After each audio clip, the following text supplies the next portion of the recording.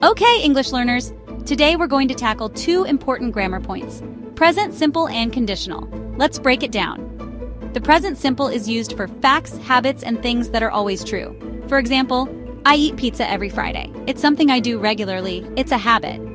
Now let's talk about conditional. The zero conditional talks about things that always happen if something else happens. Look at this example. If it rains, I get wet. This is a fact.